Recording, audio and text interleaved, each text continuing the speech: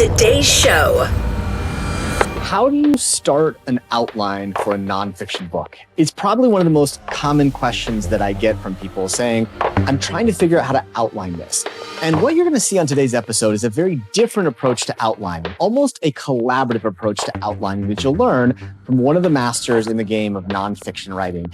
You'll see writing a nonfiction outline is very different than you may think, and it's not you sitting over in front of your keyboard plinking away.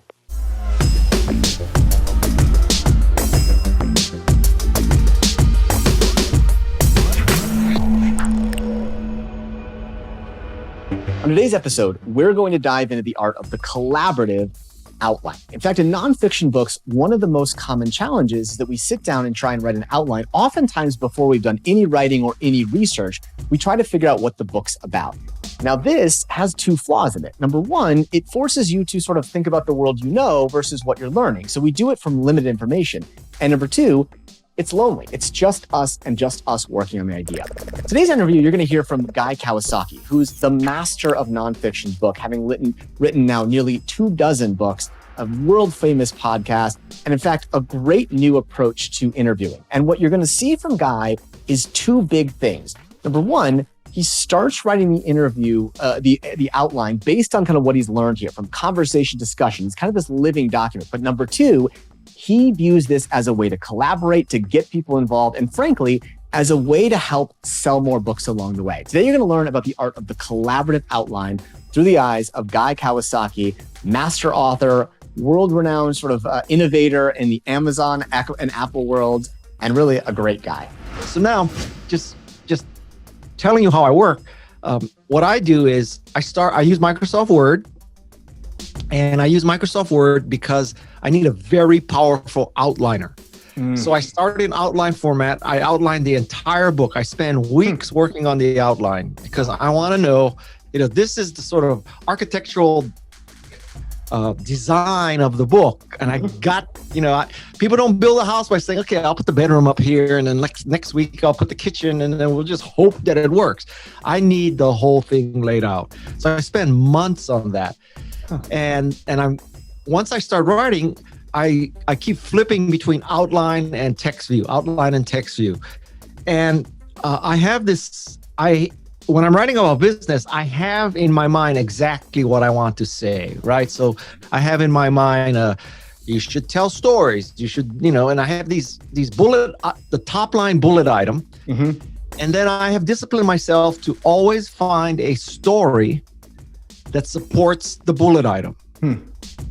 Now, I'm telling you this because, in a sense, it's a cautionary tale for you that many people believe that what should work is either science, where you did truly a test and null hypothesis, control all the variables except one, which I do not do that, and no business writer does. But even worse, you would at least think, okay, so Guy heard a story, and then he deduced what the lesson is. That would be better. Still not science, but better.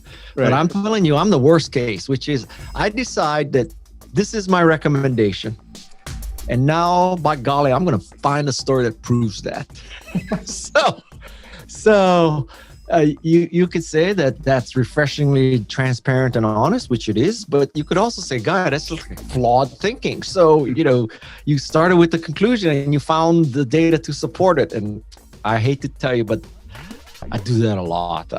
Now, you could make the case, okay, so Guy, you have 40 years of experience in business. Right. So your thought reflects 40 years of experience. You're not just pulling bullshit out of the air and finding a bullshit story to support your bullshit. You at least have refined your bullshit. Do you have kind of like a group of other people then that you're talking to along the way? Or are you just like, is it just like you and Word are your friends for a bit? Or how do you get that like external validation? No. I really love devil's advocates and I love critics. So, I don't know if I want to tell you this because it might scare all of you, but what I do is I write the outline, taking several months. And then I go on my social media and I say, okay, I'm writing a new book. Click here if you want to read the outline. And then hundreds of people read the outline, and then some of them tell me, good, bad, what's missing, blah, blah, blah. And that's very useful. Yeah. And I look at every single response. Okay. Wow. Then I write what I consider a very good first draft. And my first draft is probably better than some people's final. But anyway, so I write this very good first draft, and I go on social media and I ask people if they want to read it again and comment. And then I send it to literally hundreds of people. I send the Word file. Okay. Then I get the files back and I look at every comment again. And then, so to me, the secret to writing is not writing, it's editing. It's like, how much are you willing to grind it out? How, it's kind of like, it's like Mr. Miyagi and bonsai. You just got to sit there with the little scissors and you're going to clip one little leaf at a time. And it might take 20 years to get that little tree that's only this tall to look like bonsai. So I do that. And now let's pretend that, I'm really kind of, okay, I'm happy. This is truly almost done. And then I do the same thing. And I say, okay, so now we're almost done. I'm looking for typos, grammatical mistakes, fact checking. You tell me, I don't care what, just tell me. And I do that again. Then I get hundreds more comments. And then the final step is when it is truly final, at least in the publisher's eye. And it's kind of it's like the what do you call it? Uncorrected proof. Oh, yes. Term is, yeah. So I get that version. And now I send that about a week or so before, or 2 weeks before it goes live on Amazon. I say, okay, so this is really near final. Yeah. And now I'm not asking you for error checking. Frankly, I hope you don't find any. But what I really want is I want you, if you have a blog or social media or whatever, I want you to read it. And when I tell you, I want you to promote it. Okay. So now this is review copies. Now, many people control review copies. They use NetGalley or something like that. I use NetGalley too, but my dirty little secret is I use NetGalley and everybody gets approved. Okay. So now there's literally thousands of copies of my manuscript floating out there.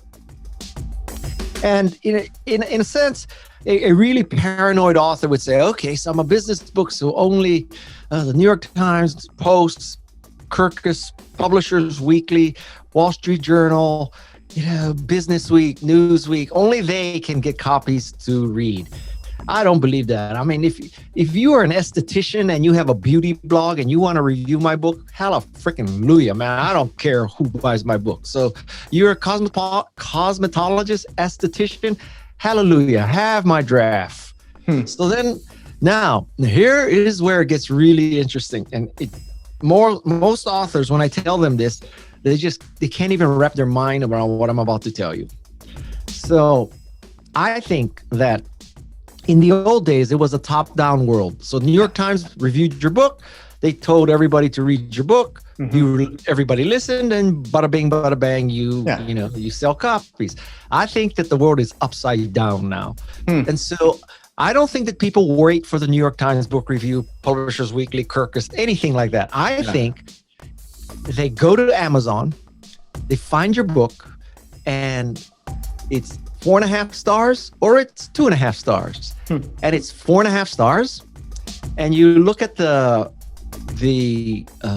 review that is most helpful or last in or something like that. And they read that review. And that review is from Tiffany from LA, right? Or it's from, Brad from Boise. Yeah. And this guy or this gal is not the New York Times. It's not a Washington Post. It's not a professional book reviewer. He just happens to love or hate the book. And so you read a few of these from Brad of Boise and Tiffany from LA and, Kim from whatever, Kardashian land and whatever. And you read a 3 or 4 or 4.5 stars and you click one click and boom, bada bing, bada bang. It's on your Kindle or it's on its way to you. Yeah. So that's how I think books work now. Interesting. And so based on that, what I do is Amazon makes your books go live at midnight Pacific time. And so that evening, I send an email to everybody who has got the outline, the manuscript, or the uncorrected proof. And I say, okay, so listen, you really have my book. You really did read it, I hope. Do me a favor. And at midnight Pacific, Amazon's going to release it. go on Amazon and review it for me. Okay. And then the magic happens, and I wake up the next day, and knock on wood, there's 50 to 100 5-star reviews. And let me tell you something. If you get 50 to 100 5-star reviews, or let's say 4 and 5-star reviews, let's just say that just mathematically, it is very hard to take 100 reviews that average 4.5 stars down to 2.5 stars. You'd have to have a shitload of 1-star reviews. Okay. Yeah. And so now you're stuck at 4.5 stars basically forever. Yeah. And now, is that unethical? I obviously don't think so, because I'm telling you this. Yeah. But it's, you know, it's more ethical than having the Republican National Committee buy your copies. So True. These people really had the book. They really read it, or at least they said they read it. So I feel this is completely legitimate. I'm just making it easy for people to write Amazon reviews. Pardon me, I'm not stupid. What can I say? Yeah. And I think that's the key. So what's the master secret to outline in this collaborative way like Guy Kawasaki? Well, the first thing to understand is to remember that an outline is not a permanent piece. In fact, it's more a way to structure the way that the book is evolving and changing. And as you're sort of gathering and learning, you want to keep it in that way. And that's what's most important is, number one, remember that an outline is not permanent. It's simply the current way that you're thinking about how those pieces fit together. So first off, understand that it is temporary, evolving, and something that the more it changes, the better it is. Number two, don't try to organize it based on how it must chronologically flow or structurally flow. Instead, you want to be structuring your outline in terms of the key themes you're exploring and the pieces that roll up into it. So most of the time, the key themes may have a series of subpoints or arguments into it. So start with the big themes. What are those key pieces in the book? And then try to identify the stories that fit into it. Organize it in that way. And lastly, this is a process you want to talk through. And that's one of the most important things about a collaborative outline. It's something that you could share with a small group, maybe just an editor, a couple readers, or a much more extensive group if you post out broader pieces more publicly. The key thing about collaborative outline is, remember, is that part of it is your ability to tell the story of what the book is about.